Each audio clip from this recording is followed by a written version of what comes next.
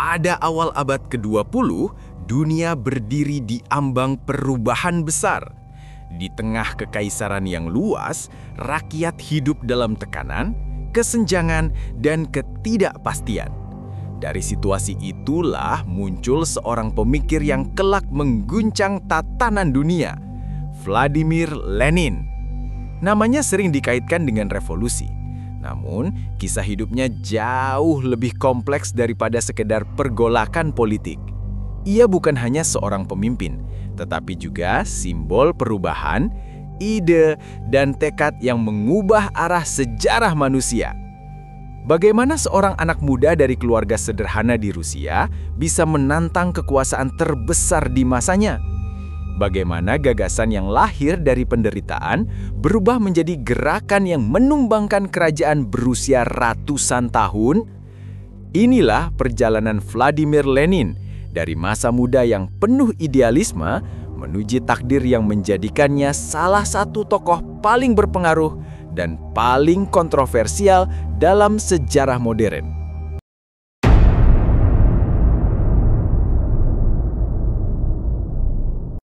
Akar dari revolusi. Di akhir abad ke-19, di tengah hamparan luas kekaisaran Rusia yang penuh kemiskinan dan ketidakadilan, lahir seorang anak bernama Vladimir Ilyich Ulyanov.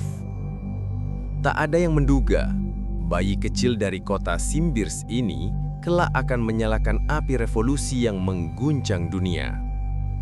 Vladimir tumbuh dalam keluarga berpendidikan. Ayahnya seorang inspektor sekolah, seorang idealis yang percaya bahwa pendidikan bisa memperbaiki masyarakat Rusia yang tertindas. Tapi di balik kedamaian rumah itu, gelombang ketidakpuasan terhadap Tsar Alexander III mulai terasa. Sistem feodal masih menjerat jutaan petani, sementara suara-suara pembaruan dibungkam dengan kekerasan. Titik balik hidup Lenin datang saat usianya baru 17 tahun. Saudaranya Alexander Ulyanov dieksekusi gantung karena terlibat dalam rencana pembunuhan Tsar. Peristiwa itu menghancurkan keluarganya. Tetapi bagi Vladimir muda, kematian itu menanamkan keyakinan baru bahwa sistem yang menindas hanya bisa dirobohkan, bukan diperbaiki. Dalam catatan hariannya, Lenin menulis, "Kami tidak akan berjalan di jalan yang sama. Kami akan menciptakan jalan baru." Ia menenggelamkan diri dalam buku-buku Karl Marx dan Friedrich Engels. Ide-ide tentang perjuangan kelas, revolusi proleter, dan penghapusan kepemilikan pribadi mengisi pikirannya. Di Universitas Kazan, Lenin mulai aktif di kelompok mahasiswa yang menentang pemerintahan Tsar. Tak butuh waktu lama, ia ditangkap dan diusir. Tapi pengusiran itu tak menghentikannya. Justru mengarahkannya pada jalan perjuangan yang lebih besar. Tahun-tahun berikutnya ia habiskan dalam pengasingan dan pengamatan. Lenin mulai menulis, menganalisis sistem kapitalisme Rusia, dan menyusun teori sendiri. Bahwa revolusi tidak menunggu rakyat bangkit sendiri, tapi harus dipimpin oleh partai pelopor, vanguard proletar. Ide ini kelak akan menjadi pondasi gerakan Bolshevik. Di balik meja kayu sederhana, Lenin menulis malam demi malam dengan satu keyakinan. Tanpa teori revolusi, tak ada gerakan revolusioner. Rusia kala itu adalah negeri yang terbagi dua, kemewahan bangsawan dan penderitaan rakyat jelata. Kaum pekerja di pabrik-pabrik mulai memberontak dan para petani kehilangan tanahnya. Namun bagi Tsar, semua itu dianggap ancaman yang harus dibungkam. Lenin melihat potensi dalam ketegangan ini, bahan bakar bagi perubahan besar. Pada akhir abad ke-19, ia mulai berhubungan dengan kelompok sosialis di Eropa Barat. Ia membaca surat kabar, mempelajari strategi revolusi Prancis, dan berdiskusi dengan tokoh-tokoh Marxis di Swiss serta Jerman. Dari sinilah ide-ide global tentang revolusi berpadu dengan realitas Rusia yang suram. Rusia, tulis Lenin, adalah negeri di ambang ledakan, dan percikan api kecil bisa membakar seluruh kekaisaran. Pada usia 30-an, Lenin sudah menjadi intelektual yang ditakuti oleh aparat Tsar. Tulisan-tulisannya diseludupkan secara rahasia ke Rusia dan menyebar di antara buruh pabrik. Nama samaran Lenin mulai digunakan mungkin diambil dari Sungai Lena di Siberia, tempat simbol perlawanan rakyat pernah terjadi. Nama itu kelak akan menggantikan identitas aslinya menjadi ikon perjuangan kelas. Ketika abad ke-20 mulai berputar, Rusia berada di ambang kehancuran ekonomi dan sosial. Di bawah permukaan, arus kemarahan menggelegak.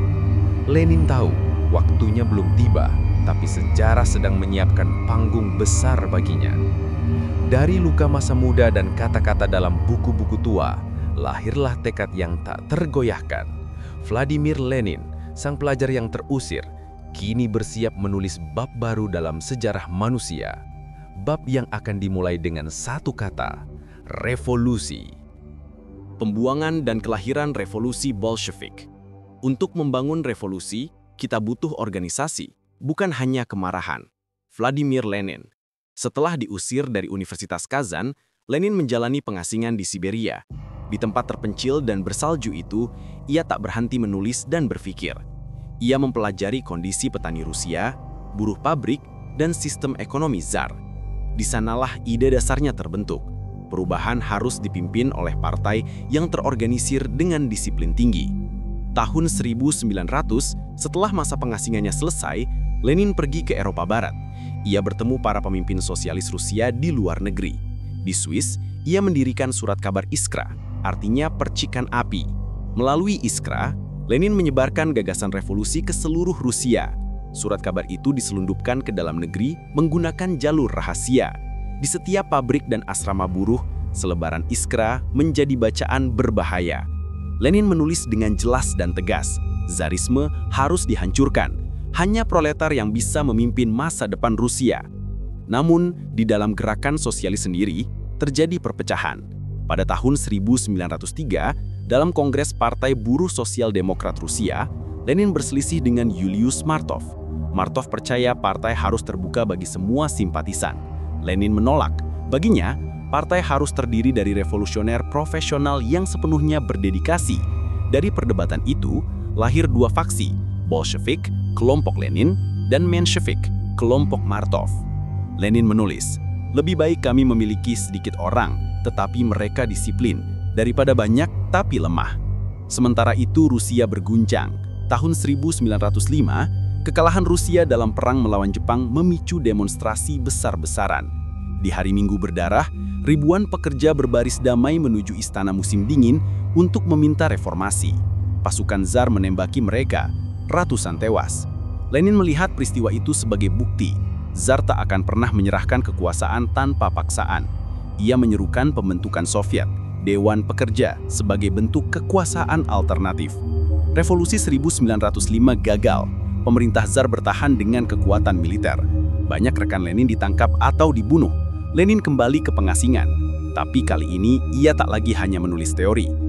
Ia mempersiapkan organisasi bawah tanah Bolshevik. Setiap surat kabar, selebaran, dan pertemuan rahasia menjadi bagian dari jaringan yang kelak mengguncang dunia. Di pengasingannya, Lenin hidup berpindah-pindah antara Swiss, Finlandia, dan Jerman. Hidupnya sederhana, menulis di kamar kecil, membaca laporan buruh dari Rusia, dan berdiskusi dengan rekan revolusioner. Namun pikirannya selalu tertuju pada tanah kelahirannya. Rusia sedang membusuk di bawah Tsar Nicholas II, krisis ekonomi, ketimpangan sosial, dan perang yang tak berusangan. Lenin yakin Rusia sedang menuju titik ledak. Revolusi bukanlah soal waktu yang tepat, tulisnya, tapi soal kesiapan untuk bertindak saat peluang datang. Peluang itu muncul pada tahun 1914. Perang Dunia I meledak. Rusia terlibat dalam konflik besar melawan Jerman dan Austria. Jutaan tentara dikirim ke medan perang tanpa senjata memadai. Kekalahan demi kekalahan menumpuk. Rakyat lapar, ekonomi runtuh, dan kepercayaan terhadap Tsar menghilang. Lenin melihat perang ini sebagai bukti kehancuran sistem kapitalis. Ia menyerukan agar buruh di seluruh dunia mengubah perang antar negara menjadi perang melawan kelas penguasa. Sementara di dalam Rusia, penderitaan rakyat mencapai puncak. Para petani kehilangan tanah, tentara membelot, dan kota-kota kekurangan pangan. Ketika revolusi akhirnya meletus pada Februari 1917, Lenin masih di Swiss, jauh dari tanah air yang bergejolak. Namun ia tahu, inilah saat yang telah ia tunggu selama berpuluh-puluh tahun. Sejarah memberi kita momen yang jarang, tulisnya kepada rekan Bolshevik. Siapa yang ragu akan tertinggal. Dengan bantuan Jerman, Lenin naik kereta tertutup melintasi Eropa menuju Rusia. Ia tahu langkahnya berisiko. Banyak yang menganggapnya pengkhianat karena bepergian melalui wilayah musuh. Tapi Lenin tak peduli. Ia hanya memiliki satu tujuan, mengambil alih revolusi sebelum orang lain melakukannya. Ketika tiba di Petrograd, rakyat menyambutnya seperti pahlawan. Ia berdiri di atas kendaraan berlapis dan berpidato. Rakyat Rusia tidak butuh reformasi setengah hati. Mereka butuh seluruh kekuasaan di tangan Soviet. Revolusi 1917 dan jatuhnya Tsar. Petrograd, awal tahun 1917. Negeri itu berada di ambang kehancuran. Rakyat lapar, tentara kalah di medan perang, dan kekuasaan Tsar Nicholas II kehilangan wibawa. Roti langka, bahan bakar habis, dan suhu musim dingin menusuk tulang. Dalam kondisi itu, kemarahan rakyat mencapai puncaknya. Pada Februari 1917, ribuan buruh pabrik dan perempuan turun ke jalan menuntut roti dan perdamaian. Demonstrasi berubah menjadi pemberontakan. Tentara yang awalnya diperintahkan untuk menembak justru bergabung dengan rakyat. Kekuasaan Tsar runtuh hanya dalam hitungan hari. Tsar Nicholas II turun tahta, mengakhiri lebih dari 3 abad kekuasaan dinasti Romanov. Namun, kejatuhan Tsar bukan akhir dari penderitaan. Sebuah pemerintahan sementara dibentuk, dipimpin oleh kaum liberal dan moderat. Mereka berjanji membawa demokrasi, tapi tetap mempertahankan keterlibatan Rusia dalam Perang Dunia I. Rakyat kecewa. Bagi buruh dan tentara, revolusi belum selesai. Ketika Lenin tiba di Petrograd pada April 1917, ia langsung menyadari kebingungan politik yang terjadi. Ia berdiri di stasiun Finlandia, berbicara di hadapan ribuan orang. "Kita tidak butuh pemerintahan borjuis baru," katanya tegas. "Seluruh kekuasaan harus di tangan Soviet, Dewan Buruh, tentara, dan petani." Pidato itu mengguncangkan fondasi pemerintahan sementara. Lenin mempresentasikan tesis April, sebuah rencana politik yang jelas. Hentikan perang, bagikan tanah kepada petani, nasionalisasi industri, dan berikan kekuasaan penuh kepada Soviet. Bagi rakyat yang lelah perang dan kelaparan, ide-ide itu seperti nafas segar. Dukungan terhadap Bolshevik melonjak cepat. Sepanjang musim panas, Lenin dan partainya memperluas pengaruh di kalangan buruh dan tentara. Setiap hari, koran Pravda menyebarkan propaganda revolusioner. Di pabrik, di parit perang, dan di kampus, seruan seluruh kekuasaan untuk Soviet bergema. Namun pemerintahan sementara menganggap Lenin ancaman. Pada Juli 1917, setelah kerusuhan besar di Petrograd, Lenin dituduh sebagai agen Jerman. Ia melarikan diri ke Finlandia, hidup dalam persembunyian. Di sana, ia menulis buku Negara dan Revolusi yang menjelaskan gagasannya tentang kekuasaan proletar. Lenin menulis cepat, hampir tanpa tidur. Ia tahu waktunya semakin dekat. "Kita harus bertindak sebelum sejarah lewat di depan mata kita," tulisnya. Di tengah kekacauan, Jenderal Kornilov mencoba mengambil alih kekuasaan melalui kudeta militer. Pemerintah sementara panik dan meminta bantuan Bolshevik. Pasukan buruh bersenjata membantu menggagalkan kudeta itu. Ironisnya, kemenangan itu justru memperkuat posisi Lenin. Rakyat kini melihat bahwa hanya Bolshevik yang mampu melindungi revolusi. Menjelang Oktober, situasi berubah cepat. Pemerintahan sementara kehilangan kendali. Lenin kembali diam-diam ke Petrograd dan memerintahkan partainya bersiap mengambil alih kekuasaan. Dalam rapat tertutup Komite Pusat, ia berkata, "Sejarah tidak menunggu. Bila kita tidak bertindak sekarang, kita akan kehilangan segalanya." Malam 25 Oktober 1917 atau 7 November dalam kalender baru, rencana dijalankan. Pasukan merah yang dipimpin Leon Trotsky bergerak merebut titik-titik penting di Petrograd, kantor pos, jembatan, dan stasiun kereta. Pagi harinya, mereka mengepung Istana Musim Dingin, markas pemerintahan sementara. Hampir tanpa pertumpahan darah, pemerintahan itu ditumbangkan. "Pemerintahan borjuis telah runtuh," tulis surat kabar Bolshevik keesokan harinya. "Seluruh kekuasaan kini di tangan Soviet." Lenin naik ke podium di Dewan Soviet dan berkata, "Kita akan membangun dunia baru, tanah untuk petani, pabrik untuk buruh, dan perdamaian bagi semua bangsa." Dalam satu malam, Rusia berubah arah. Lenin yang dulu pelarian politik, kini menjadi pemimpin revolusi terbesar abad ke-20. Namun, kemenangan itu baru permulaan. Di luar Petrograd, Rusia masih kacau. Kaum bangsawan, perwira, dan lawan politik menolak tunduk. Negara yang luas ini akan segera tenggelam dalam perang saudara. Tsar telah tumbang dan rakyat bersorak, tapi di balik euforia kemenangan, badai baru mulai terbentuk. Lenin harus melawan bukan hanya musuh lama, tapi juga bangsa yang belum siap untuk revolusi. Perang Saudara Rusia dan pembentukan Uni Soviet. Revolusi Oktober memberi Lenin kekuasaan, tapi bukan kedamaian. Rusia terpecah. Kaum bangsawan, mantan perwira zar, dan kelompok anti-Bolshevik menolak pemerintahan baru. Mereka membentuk pasukan putih, sementara kaum buruh dan petani bersenjata mendukung pasukan merah di bawah komando Bolshevik. Lenin tahu revolusi hanya bisa bertahan jika mampu mempertahankan diri. Ia membentuk CK, polisi rahasia untuk menumpas kontra-revolusi. Ia juga menunjuk Leon Trotsky sebagai pemimpin tentara merah. Dalam kutipan, "Kita tidak sedang menghadapi debat politik," kata Lenin. "Kita sedang mempertahankan revolusi dengan darah dan besi." Perang Saudara Rusia pecah pada tahun 1918. Wilayah luas Rusia menjadi medan pertempuran antara pasukan merah dan putih.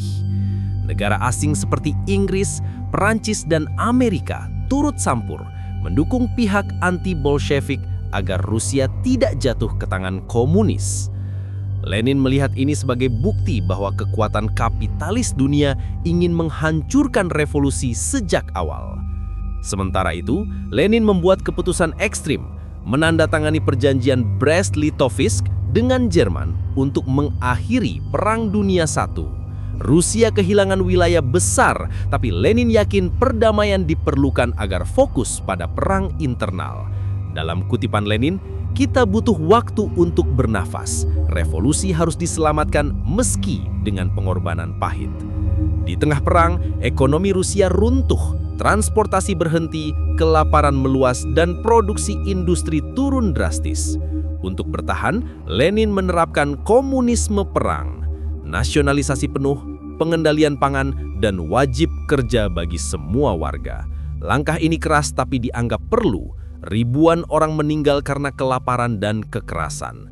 Lenin menyadari harga revolusi mahal, tapi ia tak mundur. Tahun 1918, tragedi besar terjadi. Kaisar Nicholas II dan keluarganya dieksekusi di Yekaterinburg. Lenin tidak memerintahkan langsung, tapi menyetujui tindakan itu untuk mencegah simbol monarki kembali menguat. Dunia terkejut, namun bagi Bolshevik, itu adalah akhir dari masa lama. Pada tahun-tahun berikutnya, perang saudara semakin brutal. Pasukan putih berhasil menguasai beberapa wilayah, tetapi tentara merah yang disiplin akhirnya unggul. Trotsky memimpin dengan keras, menghukum pengkhianat, dan mengorganisasi logistik besar-besaran. Kemenangan demi kemenangan datang. Pada tahun 1920, pasukan putih dikalahkan total. Lenin berdiri di Kremlin dan menyatakan, Rusia telah lahir kembali. Dari reruntuhan zarisme, berdiri negeri buruh pertama di dunia. Namun kemenangan militer meninggalkan luka dalam. Jutaan orang tewas, ekonomi hancur, dan rakyat kelelahan. Lenin menyadari revolusi akan gagal jika rakyat terus menderita. Ia memutuskan perubahan besar dalam kebijakan ekonomi. Tahun 1921, Lenin memperkenalkan NEP, New Economic Policy.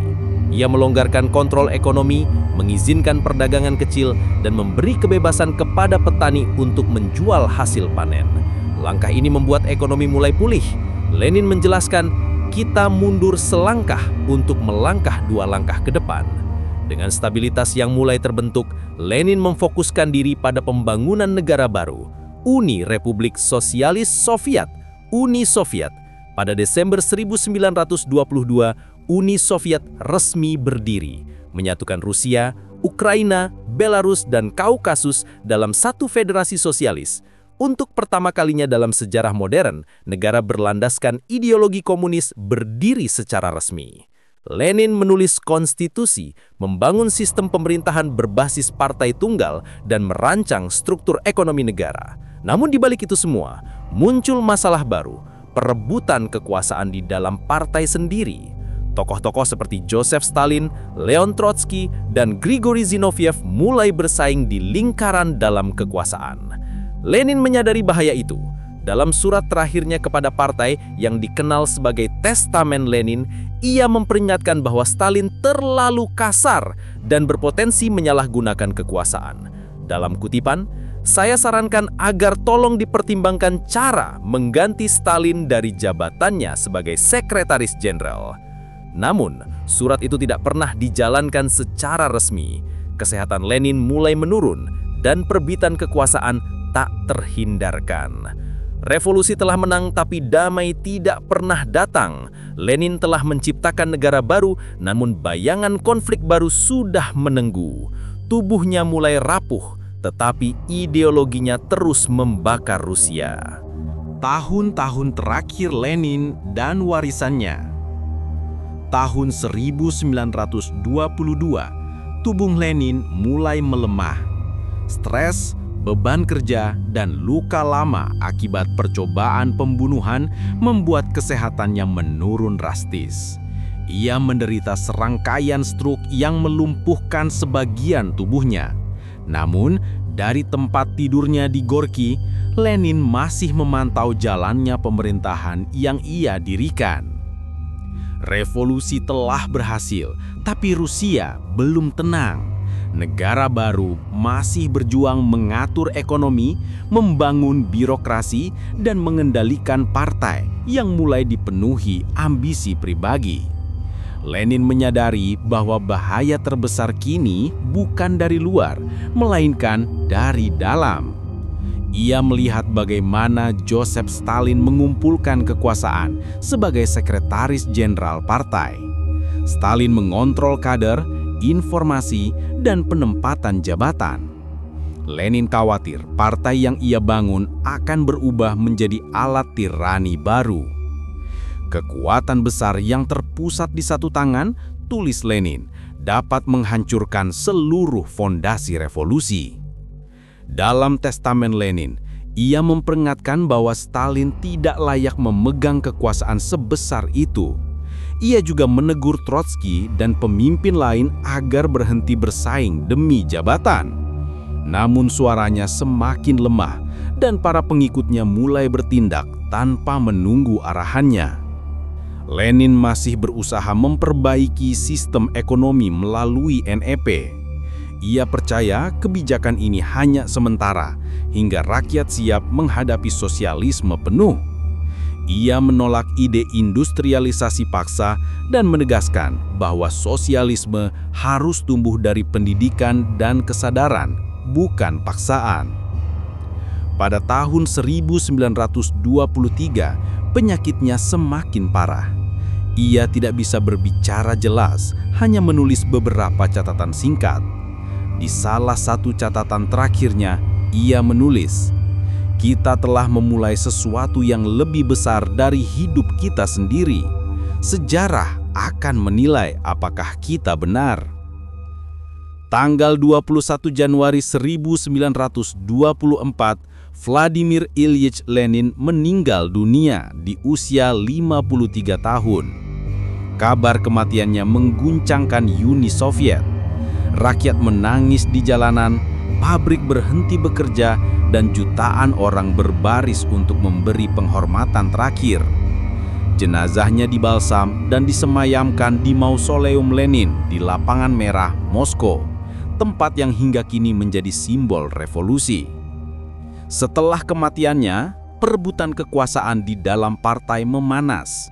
Stalin bergerak cepat, meminggirkan lawan-lawannya, termasuk Trotsky. Ia menjadikan dirinya penerus tak resmi Lenin sambil memanfaatkan citra sang pemimpin revolusi untuk memperkuat kekuasaan pribadi. Lenin dijadikan ikon, wajahnya muncul di poster, patung, dan buku pelajaran. Tapi banyak prinsip yang ia perjuangkan perlahan berubah di bawah pemerintahan baru. Meskipun begitu, warisan Lenin tak bisa dihapus. Ia mengubah wajah dunia abad 20.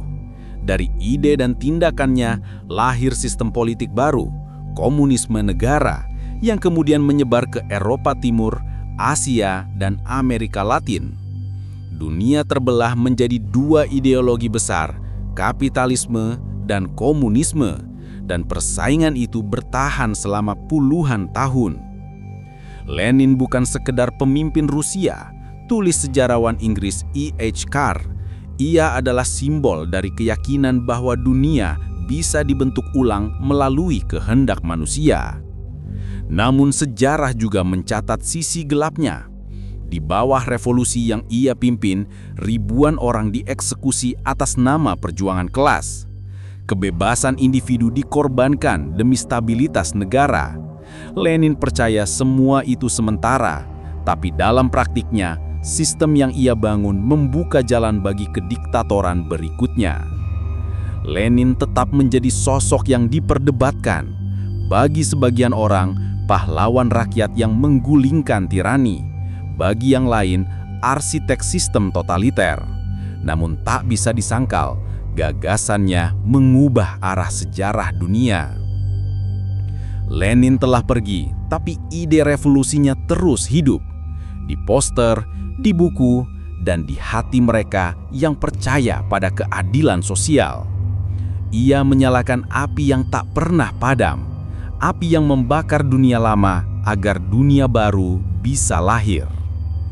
Kamera seolah menyorot patung Lenin di bawah langit Moskow. Inilah warisan Vladimir Ilyich Lenin, manusia yang percaya bahwa satu ide bisa mengguncangkan dunia dan satu revolusi bisa mengubah nasib umat manusia.